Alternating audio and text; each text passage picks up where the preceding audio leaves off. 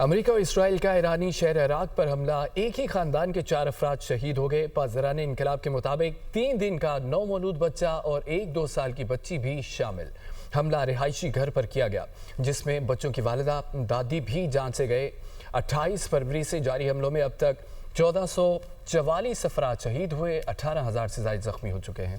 امریکہ اور اسرائیل کا ایرانی شہر عراق پر حملہ، ایک ہی خاندان کے 4 افراد شہید ہو گئے۔ پاسداران انقلاب کے مطابق 3 دن کا نومولود بچہ اور ایک 2 سال کی بچی بھی شامل۔ حملہ رہائشی گھر پر کیا گیا جس میں بچوں کی والدہ دادی بھی جان سے گئے۔